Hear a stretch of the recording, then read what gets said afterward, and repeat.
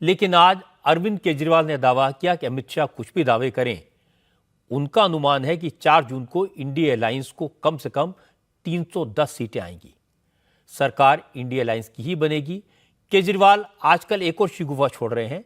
वो बार बार ये बताने की कोशिश करते हैं कि मोदी अपने लिए नहीं, अमित शाह को प्रधानमंत्री बनाने की कोशिश में लगे हैं।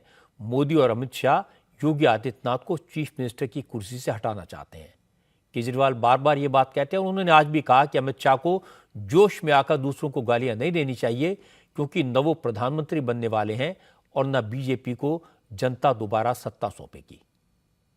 मंत्री जी ने, कई लोगों ने सर्वे किए हैं और जो अब सर्वे के फाइंडिंग्स आ रहे हैं उससे साफ जाहिर है कि 4 जून को इंडिया गठबंधन को अपने दम पे 300 से ज़्यादा सीट मिल रही हैं और इंडिया गठबंधन देश को एक साफ सुथरी और स्थिर सरकार देने की दिशा में बढ़ रहा है। कल अमित शाह जी दिल्ली आए थे और दिल्ली आकर उनकी सभा में बताया जाता है, जो लोग वहाँ मौजूद थे 500 से भी कम लोग थे, और दिल्ली आकर उन्होंने देश के लोगों को अनर्गल गाली गलौज करना चालू किया। आपको प्रधानमंत्री जी ने अपना वारिस चुना है, इस बात का आपको इतना अहंकार हो गया कि आप लोगों को गालियां देने लगे, धमकियां देने लगे।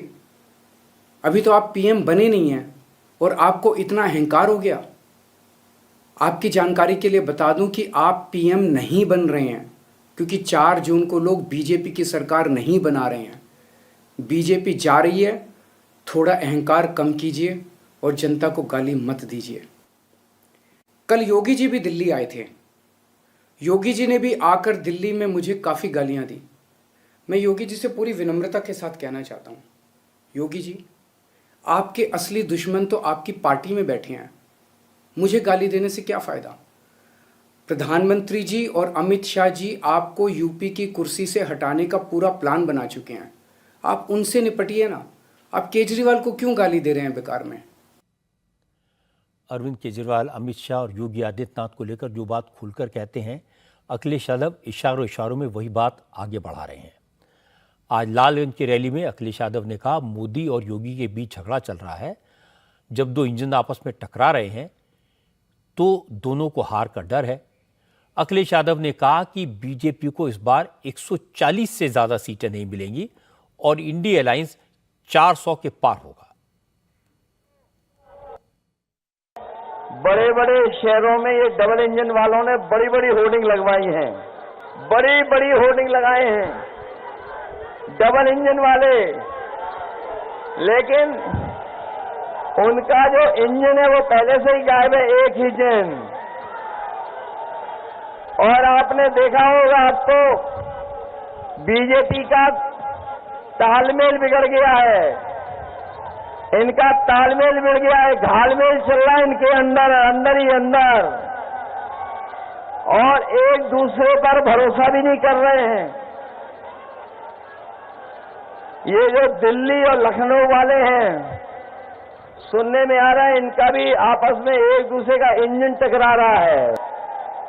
कह रहे थे 400 पार, याद है आपको, जब शुरू चुनाव हुआ था तो 400 पार, लेकिन इस बार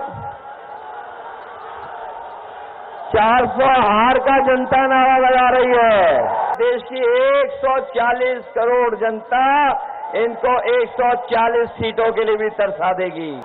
इन्होंने हर एक को धोखा दिया, किसी को नहीं छोड़ा जिसको धोखा ना दिया हो। बताओ इन्होंने धोखा दिया कि नहीं दिया। और धोखा देते देते अब एक दूसरे को धोखा दे रहे हैं, एक दूसरे के पीछे पड़े हुए हैं।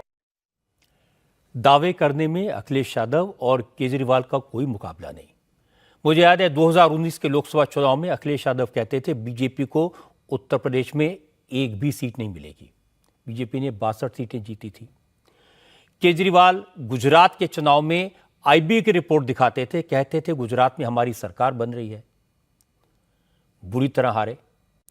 तो इन दावों पर कितना यकीन करें, यह बड़ा मुश्किल है।